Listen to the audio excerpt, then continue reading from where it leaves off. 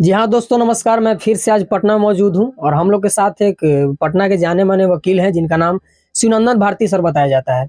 आज हम लोग फिर से बात करने वाले हैं उसी मैटर पे, भोजपुरी के जाने माने हस्ती जिसको लोग पावर स्टार पवन सिंह कहते हैं। पवन सिंह से रिलेटिव आप सब जान सकते हैं कि सोशल मीडिया पे आज के डेट में काफी तेजी से एक खबर वायरल चल रहा है। जो खबर उनका पत्नी ज्योति सिंह से रिलेटिव है, जो कि मामला तलाक तक पहुंच चुका है। उसी में मामला कुछ इर्द गिर्द हुआ है। तो आइए सबसे पहले मैं इनसे जानने का प्रयास करूंगा। सर बहुत बहुत आपका स्वागत जी, है। बहुत बहुत शुक्रिया।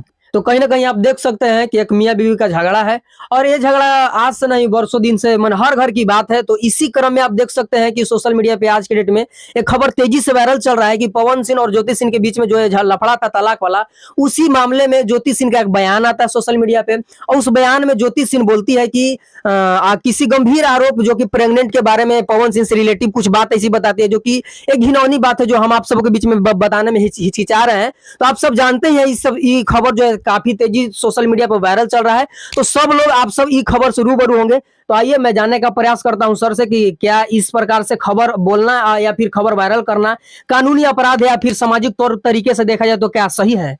देखिए, सबसे पहले तो आपने कहा पवन सिंह और वो उनकी पत्नी के बीच में जो डिवोर्स केस चल रहा है वो निजी मामला है, उस पर बहुत ज्यादा टीका टिप्पणी नहीं कर सकते हैं। जी जी लेकिन एक उनके पत्नी के द्वारा जो बयान दी गई थी अक्षरा सिंह के बारे में जी जी कि वो जिस पर उन अक्षरा सिंह के पिताजी ने भी अपनी प्रतिक्रिया भी दी थी। जी जी तो किसी भी महिला के बारे में पब्लिकली यदि आप इस तरह का आरोप लगाते तो डिफेमेशन का होता है, तो ऐसे बयान से परहेज करना चाहिए किसी भी व्यक्ति को। बिल्कुल आप अपनी निजी लड़ाई में यदि तीसरे आदमी का जिक्र पब्लिकली नहीं करना चाहिए, आप पिटीशन में रखिए। जब क्योंकि आरोप आप लगाते हैं तो समाज के सभी तबके के लोग देखते हैं, तो बचना चाहिए। अदरवाइज कोई भी आदमी यदि लीगल एक्शन ले लेगा तो उसमें फिर आपको जो है सो परेशानी हो जाएगी। तो किसी भी इंसान को, चाहे आप हो, मीडिया हो या कोई थर्ड आदमी हो, तो आपको ये बात का ज्यादा ख्याल रखना है कि मैटर ये नहीं करता है कि क्या बोलना है, मैटर ये करता है कि क्या नहीं बोलना है। जी अभी आपने एक देखा कि कोई इसमें कहीं कोई दोहराई नहीं, मैं उदाहरण के तौर पर बता रहा हूँ जी जी कि एक आपने देखा कि क्या बोलना है उससे ज्यादा मैटर ये करता है कि क्या नहीं बोलना नहीं है। बोलना है। और इसका एक ताजा तारीन उदाहरण आप देखिए कि माननीय नीतीश कुमार जी का छवि बहुत अच्छा रहा है, बहुत विकास भी किए, बिल्कुल बिल्कुल। जीवन में बहुत सारे काम किए, लेकिन एक बयान जी जी जो उन्होंने विधानसभा के अंदर दिया जी तो जी क्या नहीं बोलना चाहिए था उनके मुंह से निकल गया, बिल्कुल जिस पर उनको माफी मांगना पड़ा। तो एक मुख्यमंत्री जैसे हस्ती को यदि माफी मांगना पड़ता अपने बयान के वजह से, तो हम और आप या कोई भी अन्य आदमी यदि कुछ इस तरह का बयान देंगे तो आपको भी उससे कई गुना ज्यादा आपको प्रेशर होगा बिल्कुल और बिल्कुल। अपने बयान पर खेद प्रकट करना पड़ेगा।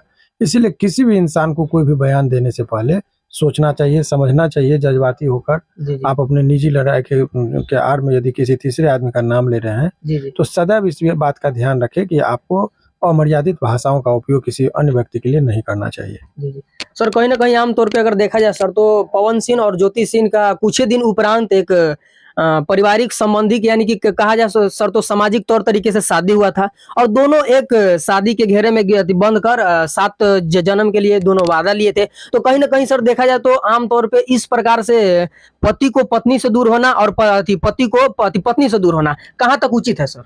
नहीं उचित, देखिए और समाज में जब इनकी व्याख्या की गई जी जी तो व्याख्या के दौरान ये पता चला, जब ऑनरेबल सुप्रीम कोर्ट ने भी कहा जी जी और कानून भी इसी परिप्रेक्ष्य में बना कि हिंदू धर्म के मुताबिक एक बार जब आप शादी करते हैं बिल्कुल तो इस जन्म तक में आपको क्या बात हो, 7 जन्म में 7 फेरा का मतलब 7 जन्म, बिल्कुल कि 7 जन्म तक उसी के साथ रहना है। इस जन्म की तो बात ही छोड़ दीजिए। छोड़ दीजिए। जी और उसके बाद फिर सुप्रीम कोर्ट ने कहा कि 7 जन्म की बात क्यों करते, जन्मों जन्म तक, यदि यानी कि 8वां जन्म भी हो तो उसी को लाइफ पार्टनर आपको बनाना बिल्कुल है। बिल्कुल। तो हिंदू धर्म में शादी एक संस्कार है जी जी और संस्कारिक विधि से ये कहा जाता है कि आप शादी कीजिए तो इसको निभाइए। कहने का मतलब ये है, जी जी बात बात पर यदि डाइवोर्स होने लगे, देने लगे लोग, तो ये व्यवस्थाएं जो है सो समाज को बहुत ज्यादा प्रभावित करेंगी। जी तो खास करके सेलिब्रिटी या बहुत बड़े ओहदे पर हो, चर्चित चेहरा हो, तो उन लोगों को तो और इस तरीके से बचना चाहिए। वो इसलिए कि लोग जैसे देखिए कि अभी आप देखेंगे पॉन्ड्स क्रीम है, जी जी तो अमिताभ बच्चन जी ऐड करते हैं तो लोग पॉन्ड्स को समझते हैं। बिल्कुल तो क्रीम का यदि रातों रात लोग उसकी बिक्री बढ़ जाती है तो कोई भी स्टार यदि डाइवोर्स देगा तो सब कहेगा कि अरे पवन सिंह दिया था हम भी देते, वो बिल्कुल, समाज में बिल्कुल। प्रचार होगा। सही बात तो बड़े लोगों का, खास करके चर्चित और कोई सेलिब्रिटी चेहरा हो, जी तो उनके हर एक्टिविटी को लोग जो है समझते होंगे। अभी आपको पता होगा, जी, एक जी। उदाहरण पहले मैंने देखा कि रामायण में जो राम की भूमिका निभाए थे वो कलाकार थे, उनको लेकिन जहाँ भी जाते थे भगवान की तरह उनको पूजा जाता था। तो उन्होंने अपने एक व्यक्तिगत इंटरव्यू में कहा कि वो सिगरेट पीते थे, लेकिन उन्होंने कहा कि मुझे लोग इस तरीके से देवता की श्रेणी में देखते हैं और मैं यदि कहीं पर बाहर में सिगरेट पीता हुआ पकड़ा जाऊं तो भगवान के प्रति जो एक आस्था है वो खत्म हो जाएगी मेरे चरित्र के माध्यम से। तो उन्होंने कहा कि उन्होंने कम्प्लीटली स्मोकिंग छोड़ दिया। तो आप जब कलाकार हैं, लोगों ने आपको इतना सम्मान दिया है, तो समझदारी दिखाते हुए कोई भी ऐसा कार्य न करे जिससे समाज पर उसका कुप्रभाव हो और समाज प्रभावित हो। आप अच्छे कामों के लिए जाने जाइए, ऐसा अपना एक व्यक्तित्व बनाना चाहिए। जैसे आपने देखा होगा कि क्रिकेट की दुनिया का भगवान कहे जाने वाले सचिन तेंदुलकर केवल अपने क्रिकेट के माध्यम से लोगों को प्रभावित नहीं किया, उनके व्यक्तित्व ने भी लोगों को प्रभावित किया और इसीलिए जो कभी वो विवाद में नहीं रहे और इसीलिए सचिन को आज भी लोग उतना ही सम्मान करते, चाहे वो पिच पर रहे या ना रहे। दूसरी तरफ आर्टिस्ट की बात करें तो लता मंगेशकर एक फीमेल आर्टिस्ट थी, लेकिन सभी ने उनको इतना सम्मान, उनके ही उम्र हम एज के, दूर के हम लोग के लिए तो बात अलग है, लेकिन उनके एज के भी लोग या उनसे बड़े एज के भी लोग उनको लता दीदी कह के पुकारा। तो वो उन्होंने एक अर्जित किया और उनकी मृत्यु भी हुई सरस्वती पूजा के दिन, यानी कि गले में सरस्वती की बात से, और लोगों ने कहा कि सरस्वती जी स्वयं आकर इनको लेके गई। तो ऐसा इमेज और ऐसी धारणाएं बनती है लोगों का। तो कलाकार तो वो भी थे, लेकिन यदि आपको एक सम्मान पूर्वक जीवन जीने के लिए बहुत कुछों का त्याग करना पड़ता है। एक आदमी को यदि आपकी पत्नी है, उनके साथ सामंजस्य नहीं बना पाए या कोई औरत अपने पति के साथ सामंजस्य नहीं बना पाए तो एक आदमी का दिल नहीं जीत पाइएगा तो दुनिया को क्या खाक जीत पाइएगा।